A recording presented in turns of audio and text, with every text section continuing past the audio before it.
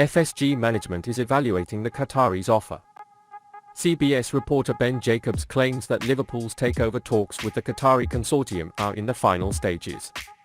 According to the information we reported yesterday, Fenway Sports Group has started negotiations with two Middle East-based consortia on a £3 billion takeover of the Merseyside club. Representatives of groups from Saudi Arabia and Qatar expressed to Mike Gordon their interest in potentially buying the club. While both consortia are understood to be private companies, both reportedly have close ties to their country's ruling families. This follows the big news earlier in the week when Saudi Arabian Sports Minister Prince Abdulaziz bin Turki Al Faisal promoted special offers for both Jürgen Klopp's side and Manchester United. However, Jacobs argues that these talks are not as frivolous as previously reported, but rather advanced. He believes potential Qatari investors are in the thought process. The owners of Paris Saint-Germain, Qatar Sports Investments, a subsidiary of the sovereign wealth fund in Qatar, will certainly cause a stir if they come to Liverpool. As such, news that the Qatar-based consortium is privately owned will come as a slight relief to Reds fans. However, the suggestion that the group would still have ties to the state creates uncertainty and could result in hostility towards a proposed move. Merseyside has not been a place to defend the Public Investment Fund, owners of Newcastle United, due to a number of things they are associated with. Therefore, this rhetoric will certainly be strengthened if a similar situation arises in the cards at Anfield. While fans may have differing opinions surrounding FSG, the fact that John Henry and his friends are not associated with the state comes as a modern bonus to the club. While the Qatari consortium has not publicly partnered, recommendations against it will make it harder for fans to support a proposed deal. However, considering Liverpool's rivals, we should not ignore that this is not such a big problem. Likewise, Manchester City and Newcastle United clubs were bought by investors from this region, and their situation is obvious. The power of money in football has grown, and the wages required to build a good team are exorbitant. For this reason, it has become really difficult to compete with a narrow budget. During Klopp's tenure there weren't any outstanding rosters, but Liverpool turned out to be a good system team. Included in the system shined and increased its value.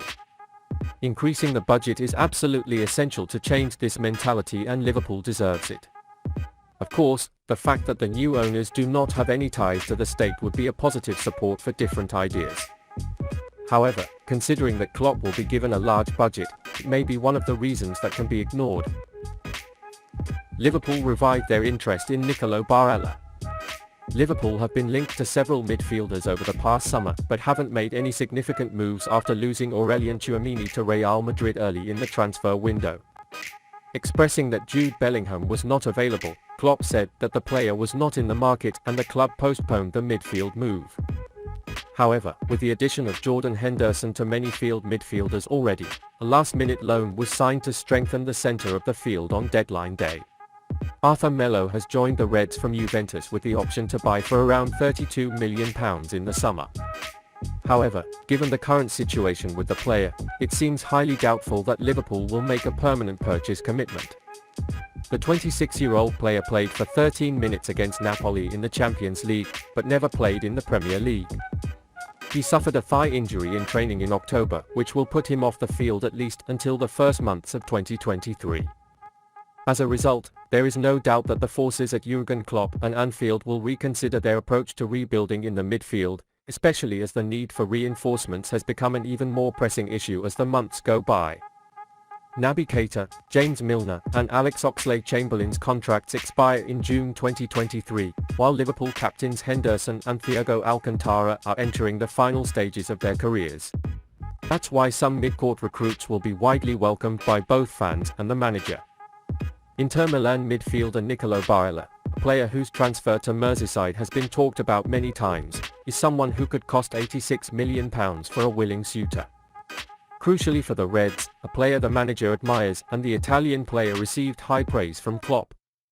The German coach praised Barella in Liverpool's Champions League round of 16 match against Inter Milan last season, and said, "He's a really good player, a really good player. I love him so much. He has everything you want from a midfielder.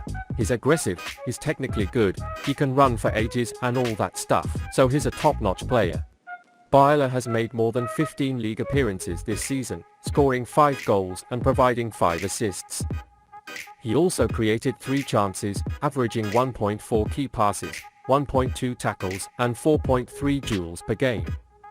Not only that, the Italian star, hailed as excellent by former Liverpool player David Thompson, is in the top 10% of his positional peers in Europe's top 5 leagues for assists, non-penalty goals, shot creations and progressive passes.